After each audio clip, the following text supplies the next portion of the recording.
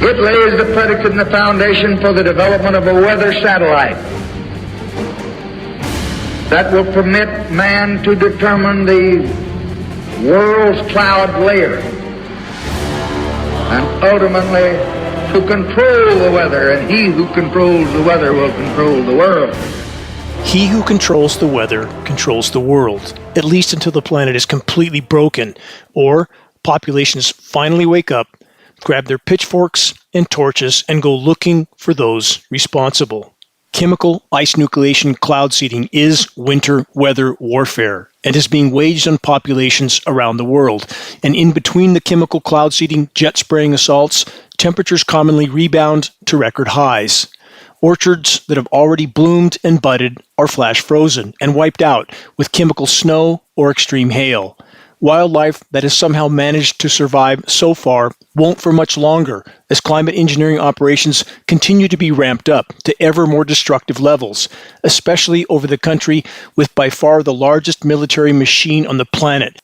The country with 3 times more geoengineering jet tanker aircraft than all other militaries in the world combined, the USA.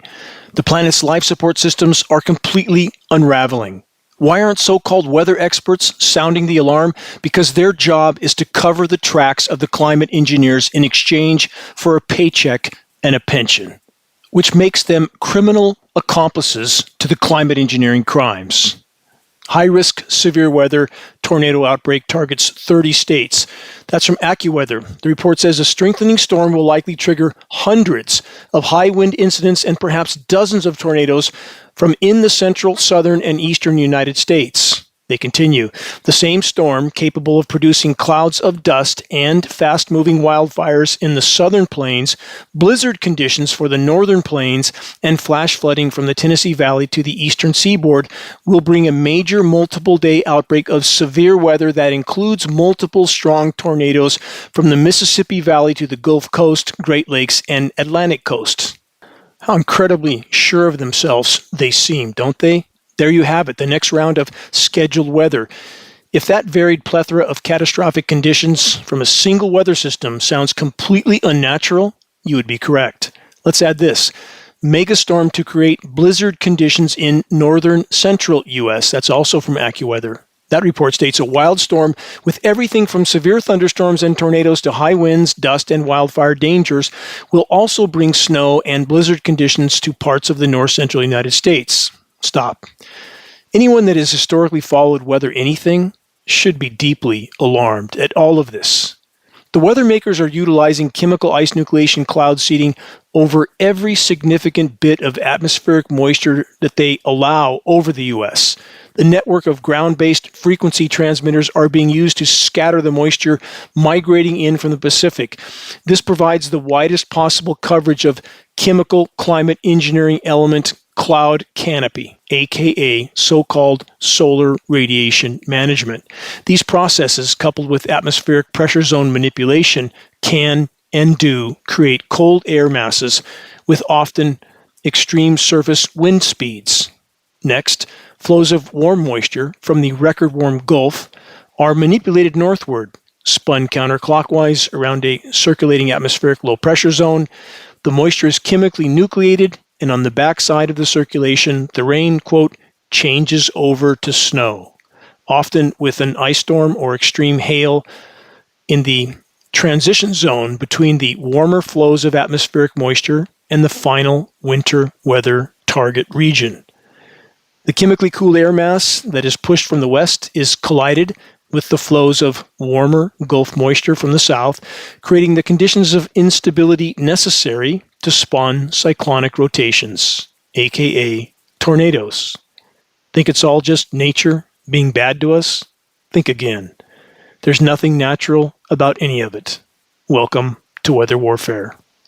From the UK Guardian, this new headline report: global weirding, climate whiplash hitting world's biggest cities. Study reveals. Correction, hitting everywhere. Absolutely not just cities. More from the report. Climate whiplash is already hitting major cities around the world, bringing deadly swings between extreme wet and dry weather as the climate crisis intensifies and as climate engineering is ramped up again, including chemical ice nucleation cloud seeding, aka extreme hail, everything, flash surface freezes, Gulf Coast blizzards, you get the idea. The Guardian report continues, more than 4.4 billion people live in cities, and the climate crisis was already known to be supercharging individual extreme weather disasters across the world. Stop. Again, remember and consider, there can be no legitimate discussion of climate anything from any perspective without first and foremost acknowledging and addressing the climate engineering weather warfare assault. They continue. The threat of a global day zero looms large. What happens when the over 4 billion people already facing water scarcity reach that breaking point and the food, health, energy, nature, economies, and security that depend on water are pushed to the brink, over the brink? It's too late. It's already unfolding. Question, are the controllers trying to thin the herd? Short answer, yes, in countless ways. Final excerpt from the Guardian's Global Weirding Climate Whiplash Report. The savage wildfires in Los Angeles in January were an example of a single whiplash event, with the wet period spurring vegetation growth, which then fueled the fires when hot and dry weather followed. Such events are increasing due to human-caused global heating. Let's stop there. Please, if you haven't already, go to the homepage of geoengineeringwatch.org, search and review the following categories on the top toolbar. Engineering wildfires, engineering drought, engineering winter.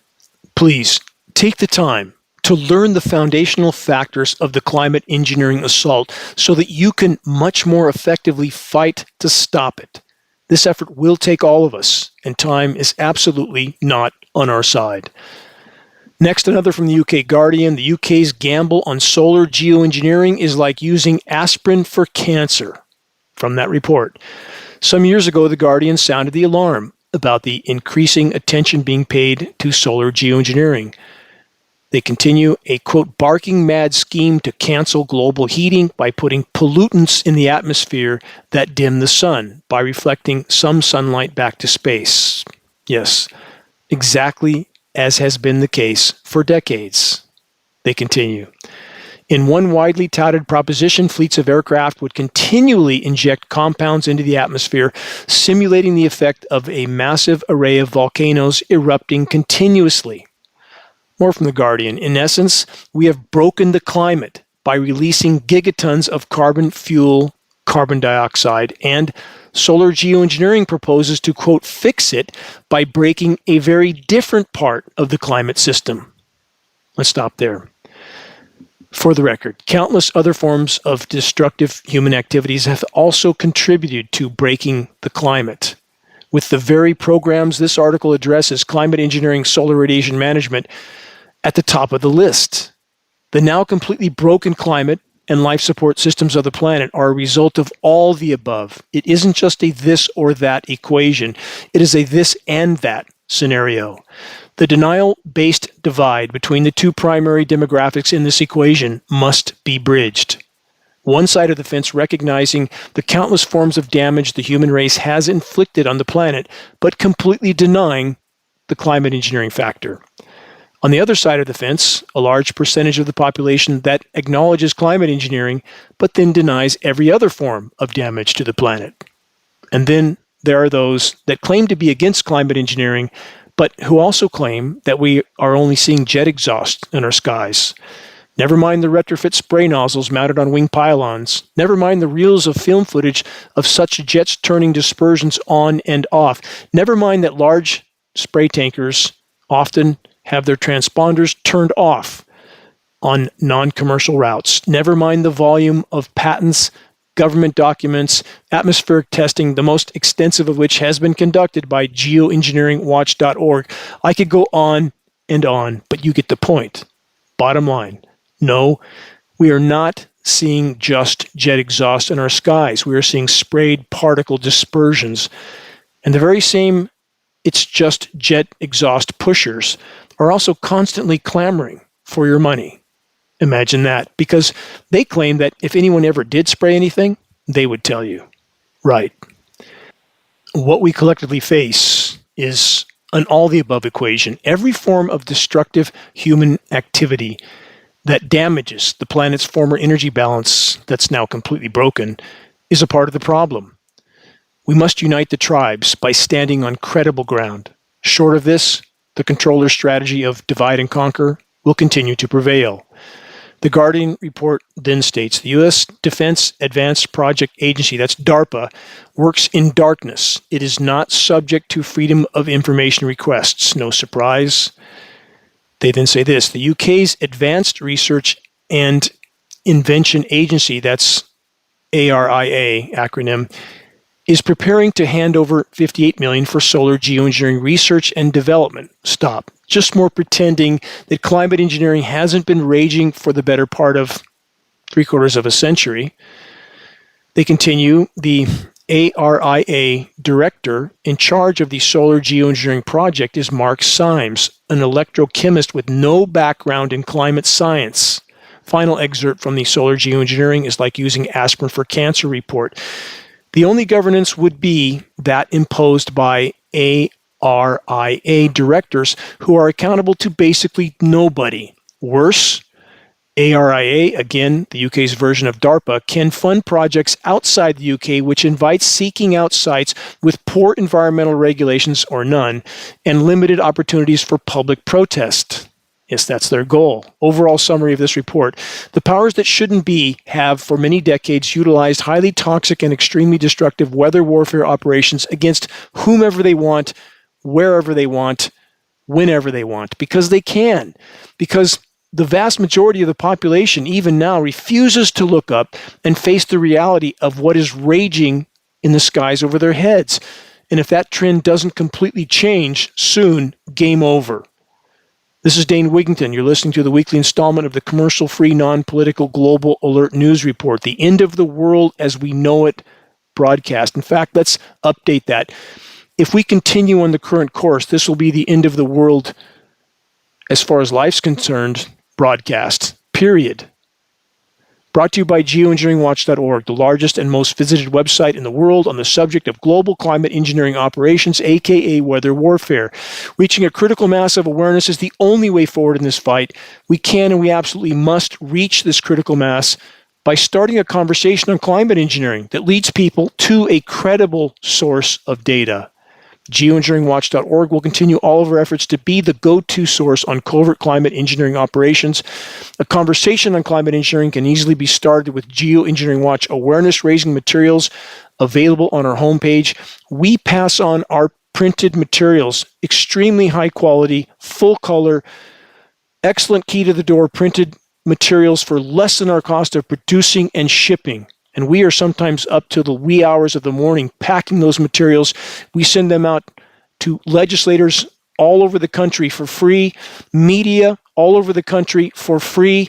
We mailed out about 13,000 separate envelopes with our 20-page full-color fact and photo summary booklet on geoengineering to every media, anybody in the whole continental U.S. We mailed out about 4,000 separate envelopes twice to every single firefighting agency on the North American West Coast, all that on our dime.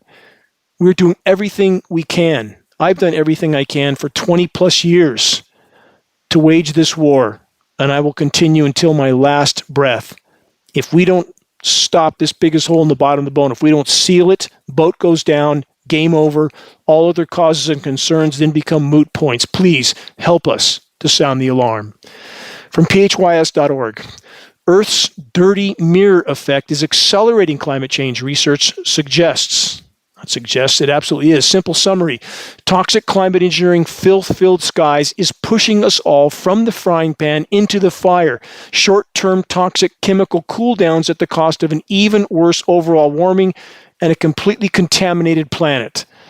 Another from phys.org. Airborne microplastics, where do they come from? Question mark. Where do they go? Question mark. How tiny particles, the report says, enter the atmosphere is an important question, as airborne microplastics are a potential health threat. Not potential health threat. Again, that's like saying if you kamikaze from the 100th floor and swan dive to the street, that's a potential health hazard.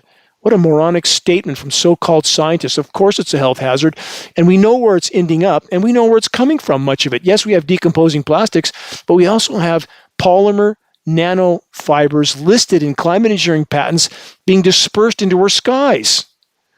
And when we find these uniform nanoparticles all over the globe, from the North Pole to the South Pole to the top of Mount Everest, obviously there's a connection. Look up, and you'll know what that connection is. There is nowhere to run. There is nowhere to hide. And about those toxic climate engineering elements, one of which, again, is polymer nanofibers, aka microplastics, the next headline is an ongoing acknowledgement of a rapidly worsening threat with many layers. From SciTechDaily.com, microplastics are fueling the rise of deadly superbugs. Imagine that. The report states microplastics don't just carry bacteria, they actively help them develop drug resistance. Researchers found that within days of exposure, E. coli, for example, became resistant to multiple antibiotics, even in the absence of antibiotic pressure. Stop. How many times, over how many years, on this very broadcast have I desperately tried to sound the alarm about climate engineering dispersions containing biological carrier platforms, aka polymer fibers and graphene? Continuing from the report, microplastics are known to host bacterial communities on their surfaces, a phenomenon referred to as the plastosphere. Resistance that lingers. The researchers found that resistance induced by microplastics and antibiotics was often significant, measurable, and stable, even after antibiotics and microplastics were removed from the bacteria. Ultimately, this means that microplastics exposure may select for genotypic or phenotypic traits that maintain antimicrobial resistance independent of antibiotic pressure. The report findings reveal that microplastics actively drive antimicrobial resistance development. This challenges the notion that microplastics are merely passive carriers of resistant bacteria and highlights their role as active hotspots for antimicrobial resistance evolution. How is this not biological warfare in addition to weather warfare? And don't forget about the defense industry biolabs scattered around the world. What do you think they're up to? Do you really want to know? Keep that theme of thinning the herd as fast as they can in mind. Let's add this puzzle piece to the microplastics nightmare. A new headline from psypost.org. Scientists issue dire warning, microplastic accumulation in human brains escalating. Covered this on past broadcasts. This is an acknowledgement of how fast it's accelerating. This study suggests that the brain may be especially vulnerable to these tiny synthetic particles. The findings raise pressing questions about the potential effects of plastic buildup on brain health, particularly in relation to neurodegenerative diseases. Brain tissue samples from 2024 had significantly higher levels of microplastics than samples from 2016, representing an approximate 50% increase in just 8 years. Brain tissue from individuals who had been diagnosed with dementia contained significantly higher levels of microplastics. What a surprise. What a nightmare.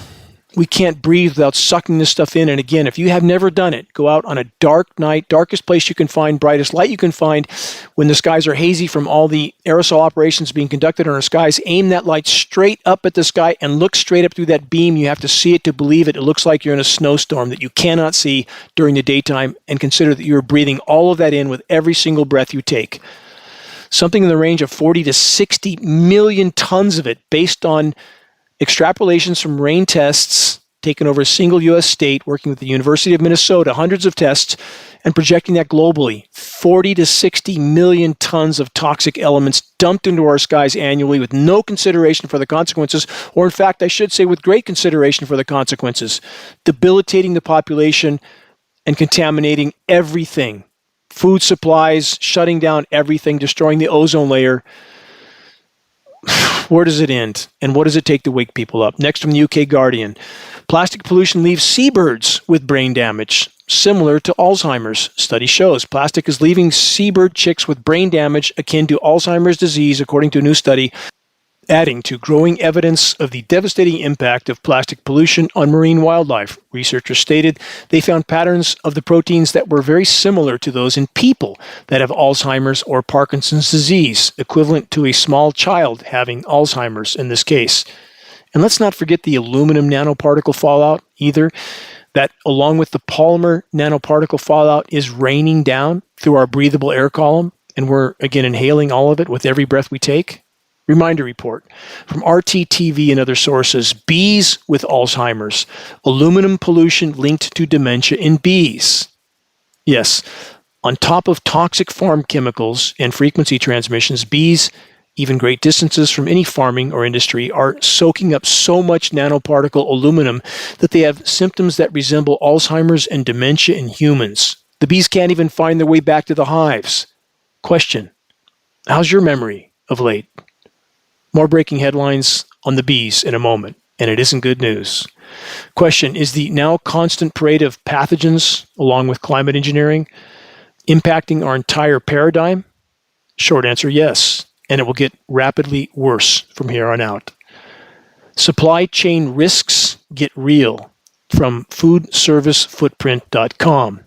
That report states, a growing threat from extreme weather events and pathogenic diseases means businesses can no longer afford to take availability of staple food crops for granted. That doesn't sound good. Question: how can so many be so blind to what is so clearly unfolding at absolutely blinding speed? Ecosystems are crashing, crops are crashing, fisheries are crashing, forests are crashing, insects are crashing, climate engineering raging in our skies, and the vast majority remain completely asleep at the wheel, on autopilot, caught up on the nonstop, completely scripted political theater of the absurd. Just another day in the planetary asylum, but this chapter of idiocracy and the plight of the human race is so very near its end. Wait and see. Next, an ongoing, extremely dire story from Quantum Magazine, A World Without Clouds. A state-of-the-art supercomputer simulation indicates that a feedback loop between global warming and cloud loss can push Earth's climate past a disastrous tipping point in as little as a century. Stop. First, climate intervention operations and the atmospheric aerosols, along with frequency transmissions, are the single most detrimental factor in regard to Earth's natural cloud cover. And about the century part, don't project that forward and assume that you have 100 years left till doomsday. No, project it backward, about 95 years. That's the time scale that matters. Impact is unimaginably closer than almost any yet comprehend. More from the report. Clouds currently cover about 2/3 of the planet at any moment, but computer simulations of clouds have begun to suggest that as Earth warms, clouds become scarcer, with fewer white surfaces reflecting sunlight back to space. The Earth gets even warmer, leading to more cloud loss. This feedback loop causes warming to spiral out of control. It's already unfolding.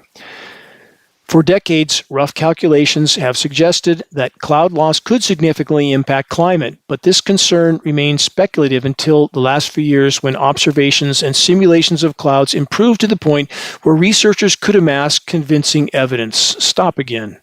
There's no could, may, might in this equation. Natural cloud loss is an extremely near-term existential threat, one that I have tried to warn about for over a decade and a half.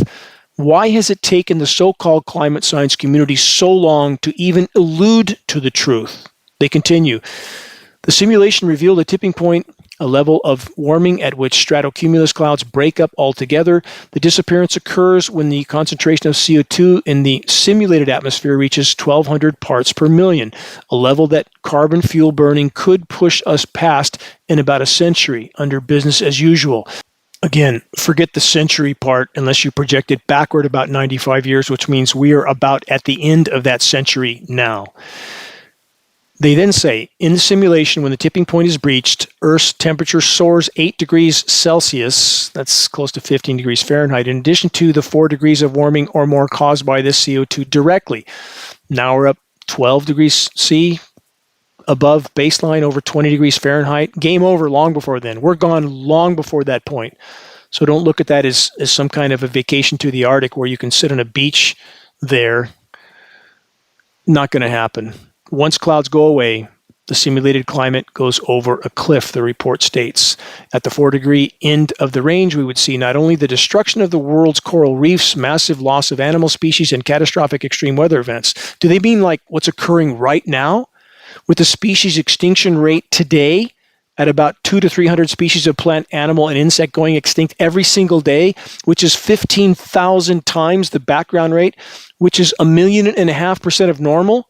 And they're telling us this might happen someday? And what aren't they telling us? When you include other gases like methane and nitrous oxide, we're likely somewhere in the 900 ppm equivalent range right now, parts per million, and climbing by the day, none of which bodes well for our near-term collective futures. Now, add criminally insane controllers and nuclear everything. Not good. Final sentence from the World Without Clouds report, quote, "It would mean the end of human civilization in its current form," end quote. Again, false. Crossing the cloud loss threshold would mean the end of the human race, period. A reminder of my recent update on just how rapidly the planet is warming. The thermal energy equivalent of 13 Hiroshima bombs per second. That's combined land and oceans. Most of that heat has formerly gone into the oceans. They're not absorbing that anymore. Now it's showing up more in the atmosphere. Again, we are in a runaway climate collapse scenario right now with climate intervention operations, aka weather warfare, further fueling that fire. With all that in mind, let's add this from Popular Mechanics and many other sources. Here's the headline, word for word. Oops, scientists may have miscalculated our global warming timeline.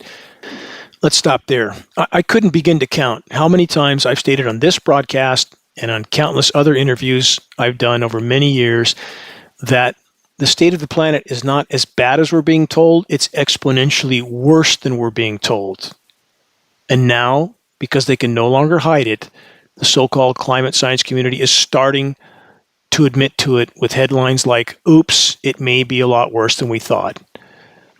What an absolute asylum we live in. And how do you hide what's unfolding to the last possible moment? Here's how. From AP News, the U.S. agency that monitors weather will cut another 1,000 jobs. The current administration is starting another round of job cuts, this one more than 1,000, at the nation's Weather, Ocean, and Fisheries Agency. Double down on climate engineering, eliminate weather monitoring. That's their strategy. Hide it until the moment of impact. From AP News, EPA head says he'll roll back dozens of environmental regulations, including rules on climate change. The report says, in what he called the most consequential day of deregulation in American history, the head of the Environmental Protection Agency announced a series of actions Wednesday of this week to roll back landmark environmental regulations, including rules on pollution from coal-fired power plants, climate change, and electric vehicles. We're driving a dagger, he said, through the heart of the climate change religion and ushering in America's golden age. That's EPA Administrator Lee Zeldin. And that was quoted in the Wall Street Journal. Let's be clear, we don't face climate change. We don't face global warming.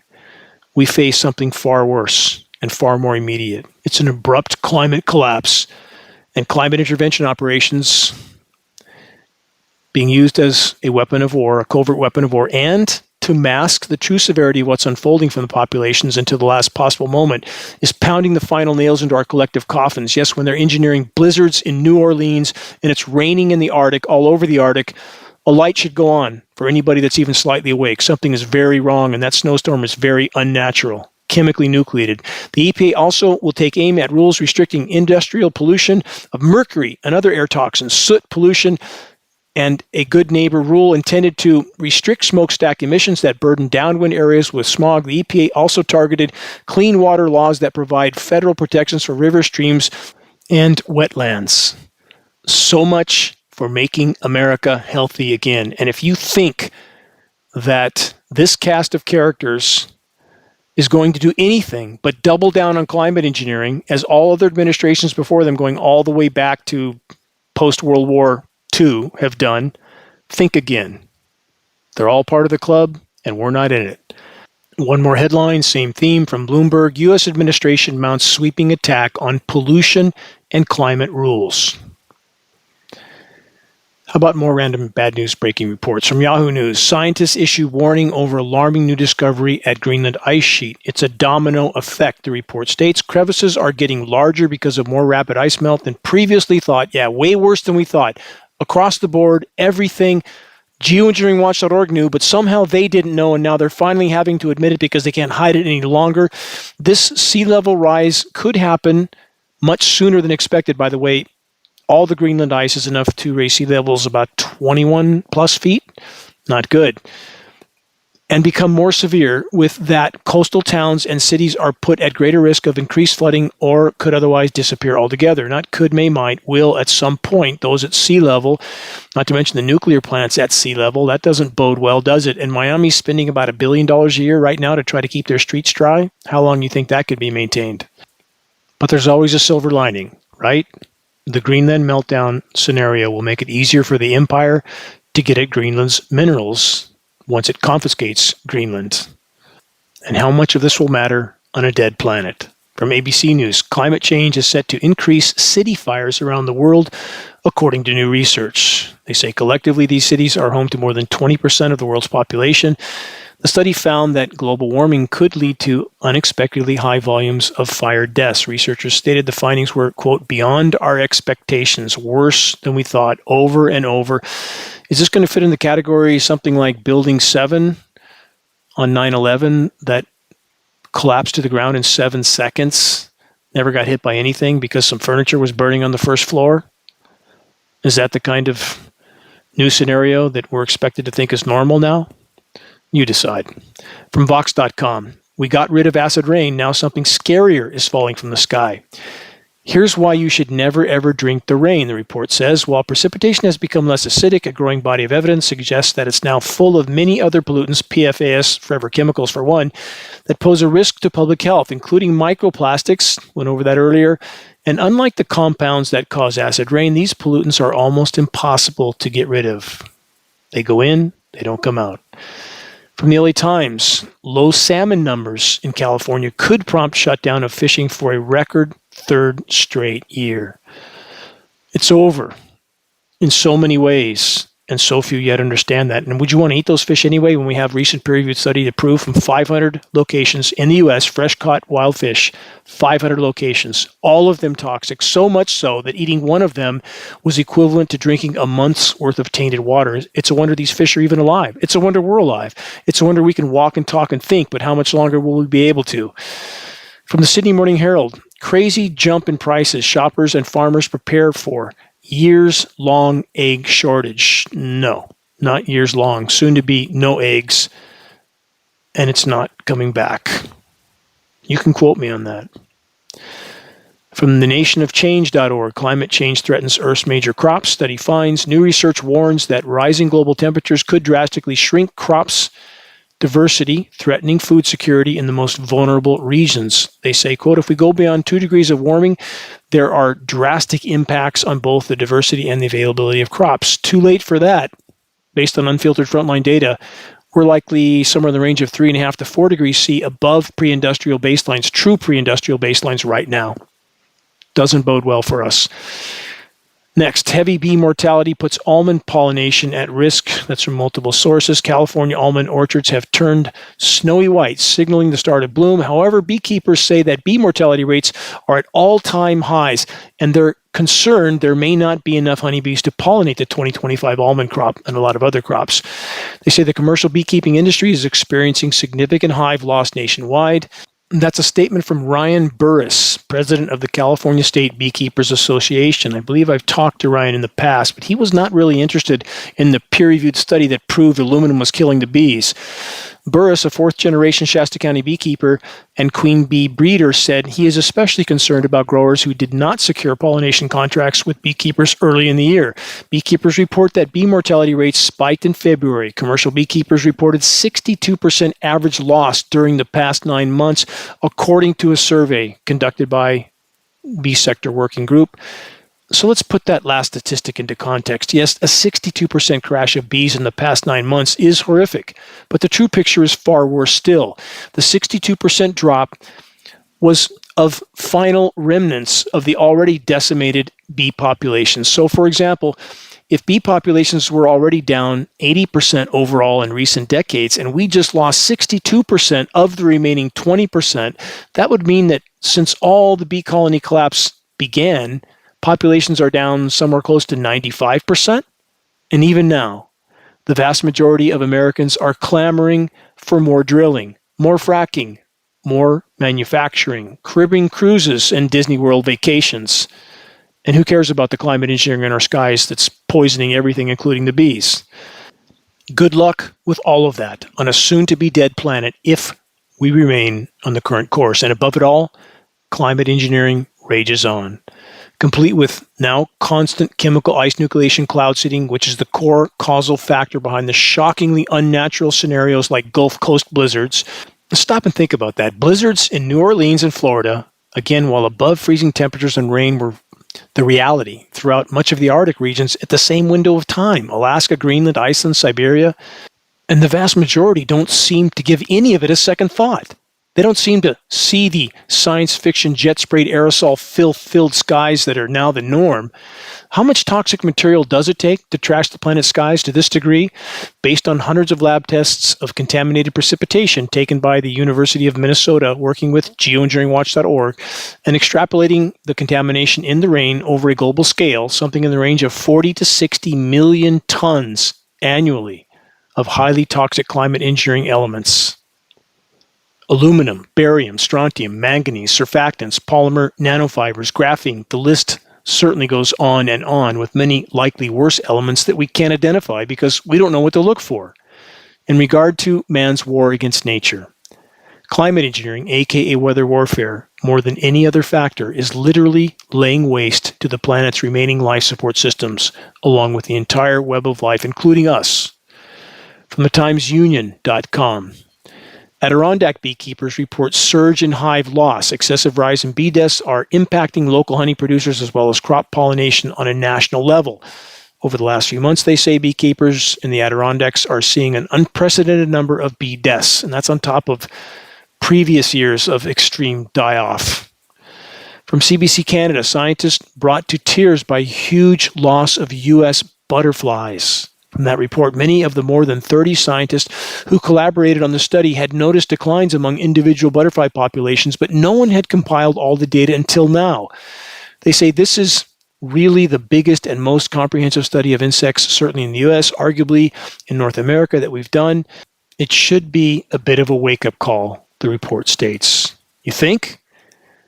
And even now, they're not telling you the full truth. It was 2012 when Geoengineeringwatch.org first stated insect populations were collapsing. How could it possibly take a planet of so-called experts so long to begin to catch up, to begin to start telling the truth? Only moments before impact. We are in a very, very dark place at this point. Everyone is needed to join this battle. All hands on deck, or we will not long be. You can quote me on that. You're listening to the weekly installment of Global Alert News, the Bad News Broadcast, installment number 501, March 15th, 2025. This is Dane Wigington, your host. Global Alert News is brought to you by Geoengineeringwatch.org, the largest and most visited website in the world on the subject of climate intervention operations known as geoengineering. I think we're nearing 50 million visitors, something in that range. Global Alert News is aired on a number of AM and FM stations around the country. If any radio station near you is willing to air the Global Alert News broadcast in order to inform their listeners of what Matrix Media won't mention, have them contact us at admin@geoengineeringwatch.org. We will grant them access to our weekly broadcast for free, of course. Recordings of the commercial-free, non-political Global Alert News Hour broadcast can be found on the homepage of geoengineeringwatch.org under the recent column and on the Dane Wigington YouTube channel. If you're on our email list, please put us on our email contact book so that our mailouts don't go to the spam files. Please help us to share the groundbreaking documentary, The Dimming. This is A to Z on climate engineering. One package. The Dimming fully exposes the climate engineering atrocities with hard proof. The best way to share is by circulating the direct link to The Dimming by email directly from the homepage of geoengineeringwatch.org. Sharing directly helps us to overcome social media censorship. When viewing our YouTube of The Dimming or Global Alert News or any other Geoengineering Watch video on YouTube, please subscribe, share, and comment. All of that helps us to circulate critically important data to a much wider audience about reaching those that still aren't looking up. Again, Key to the door. Start a conversation with Geoengineering Watch awareness raising materials. They can be found on our homepage. Our only goal, provide activists what they need to move this fight forward. Extremely high quality, full color printed materials, shocking images. If these materials don't wake someone up, they're not going to wake up. Move along, plant seeds with others.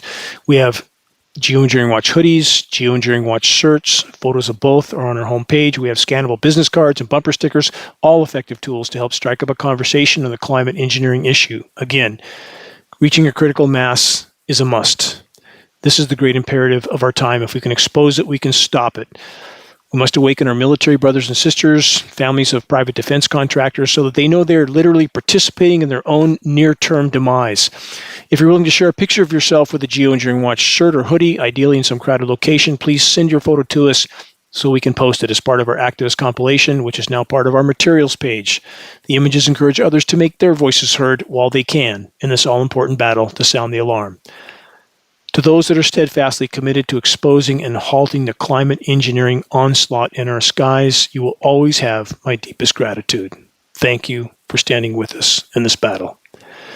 From the Center for Biological Diversity, current administration must explain agencies' refusal to protect imperiled corals from climate change. A federal court last week struck down the U.S. government's refusal to grant critical protection to threatened coral species. Coral species are absolutely on their way out, dying all over the globe, as are kelp forests, as are oceans as a whole. It's called Canfield Ocean, and we have now government that is completely doubling down on business as usual, which includes climate engineering.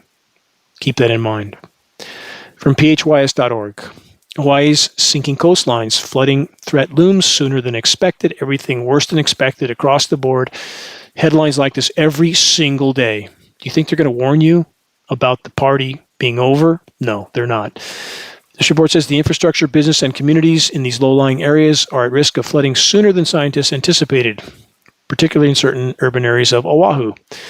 Also from phys.org, from New York to Jakarta, land in many coastal cities is sinking even faster than sea levels are rising. That doesn't bode well.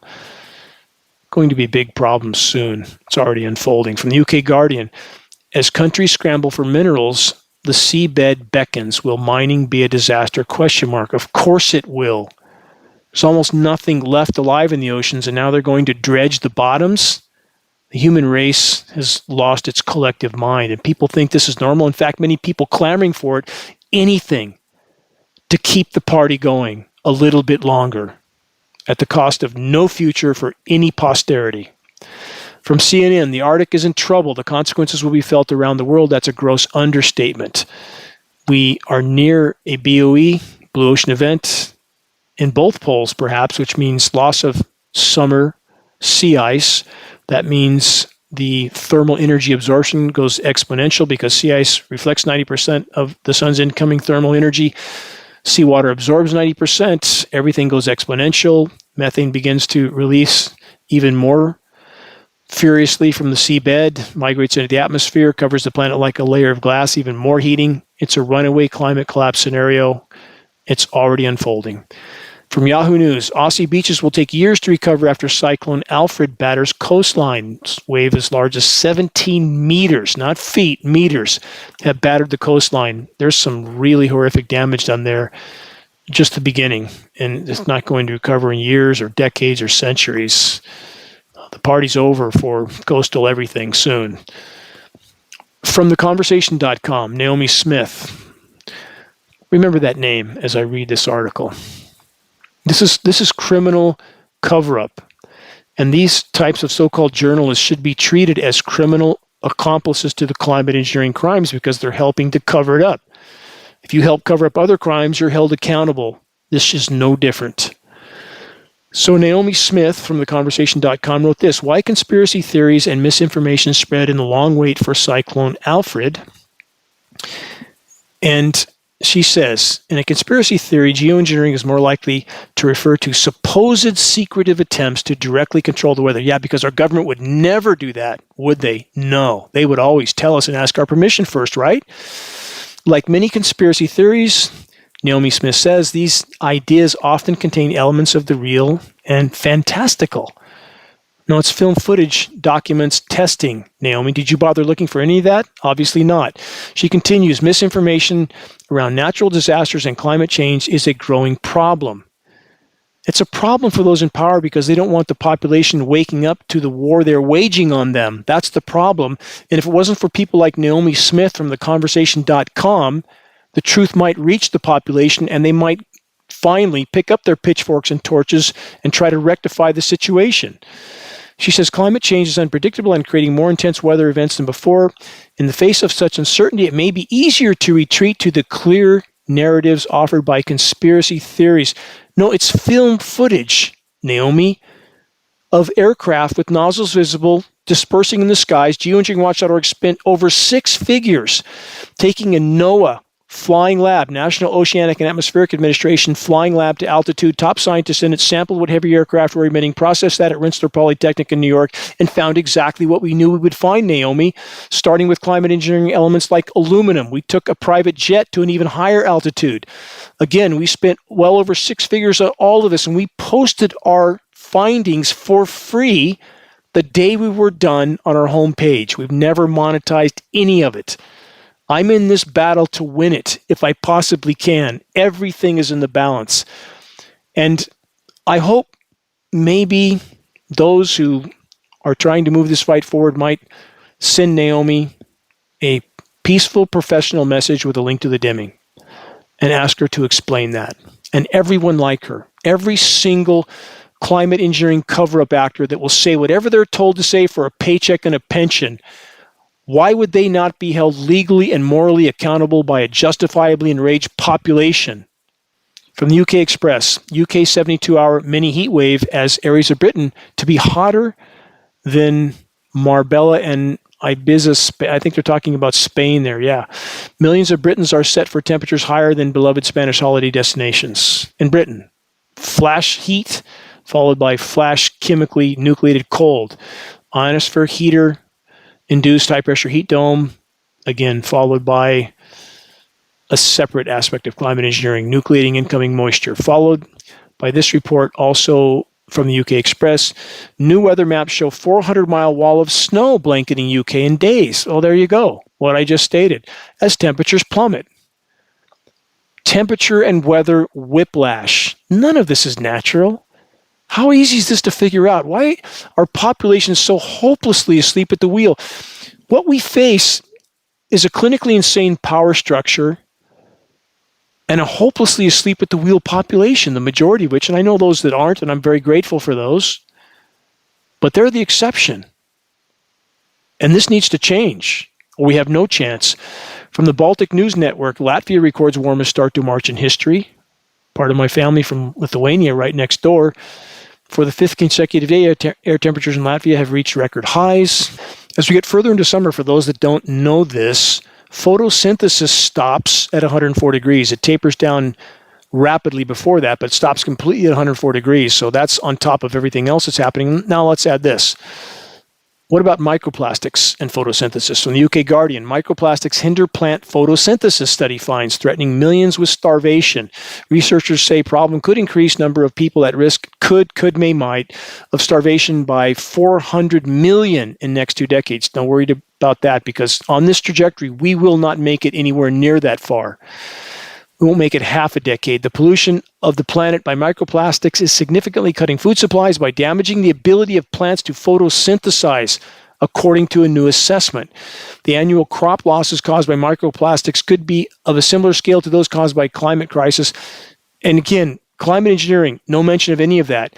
And we see systematic targeting of agricultural regions by climate engineering operations, which not only flash freezes them or flash droughts them or flash floods them, it's dumping toxic materials on everything that's literally sterilizing the soils. So we don't have soils anymore, we have dirt, sterile dirt.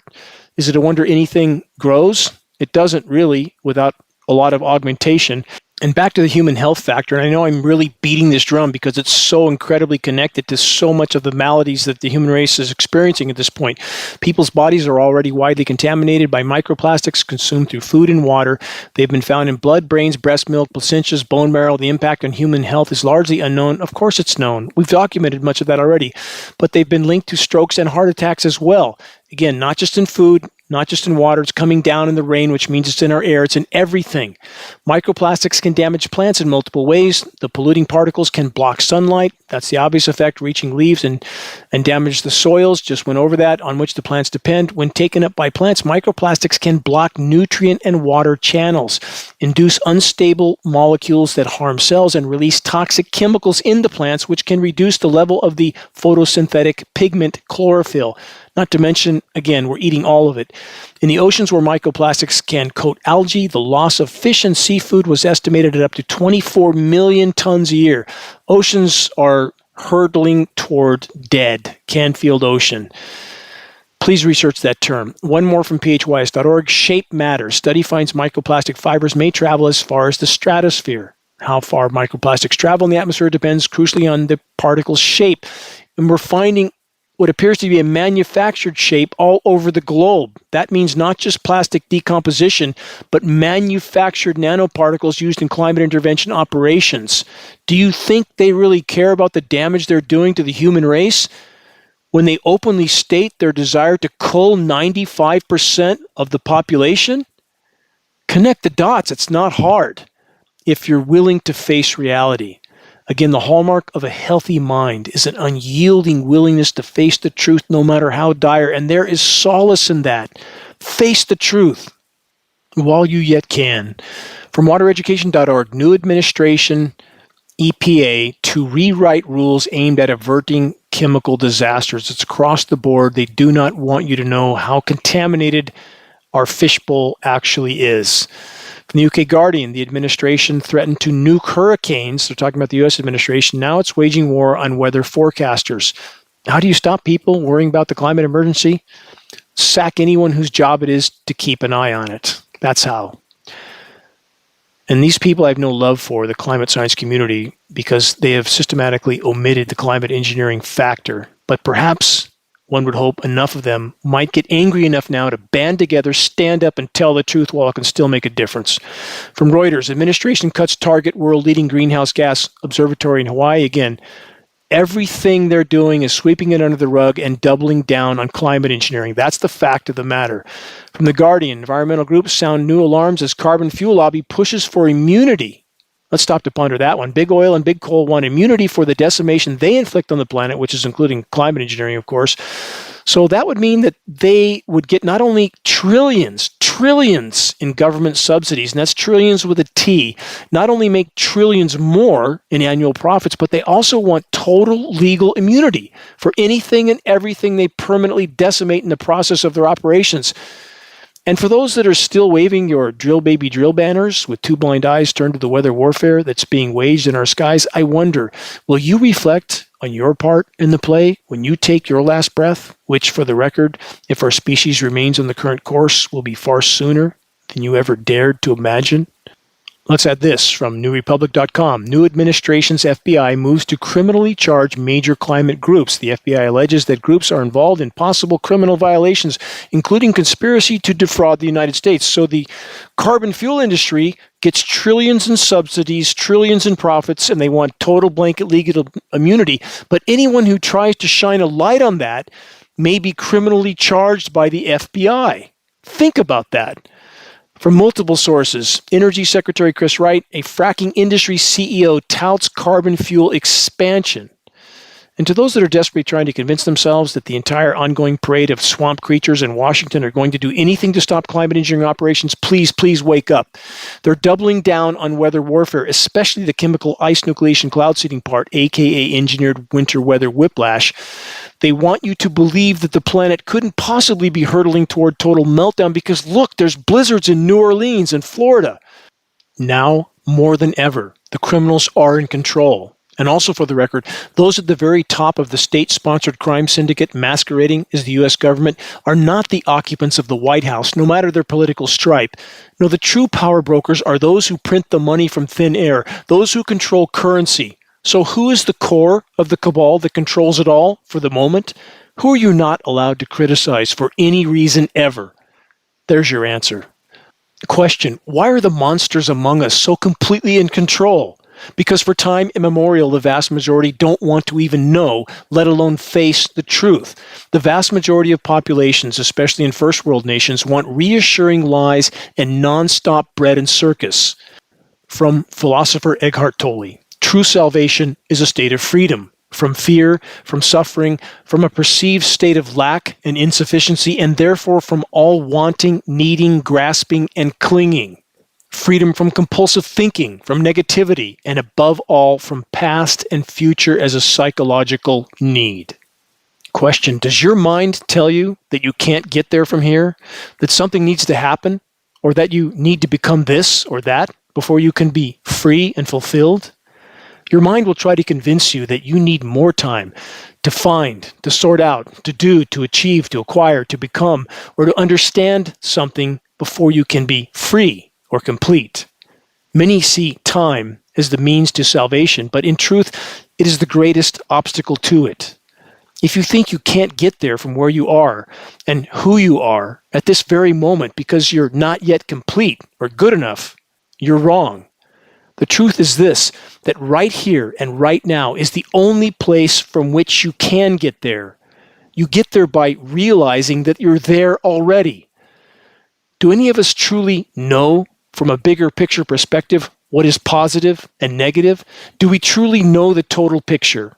How could we? There have been so many courageous individuals for whom limitation, failure, loss, illness, or deep pain in whatever form turned out to be their greatest teacher. Seemingly insurmountable challenges that taught them to let go of false self-images and superficial ego-dictated goals and desires, challenges and suffering that gave the courageous of character depth, humility, compassion. It made them real. We collectively face challenges that are as of yet unimaginable to almost all, but there are no accidents. Our fight against the fading of the light isn't in vain unless we choose for it to be so. There are deep lessons concealed within all challenges, no matter how difficult such lessons may seem, while being endured. Ultimately, what matters, all that matters, is what we choose to do with the time we've been given. Please forgive me for repeating the following, but they are words that have echoed throughout the ages, through millennia.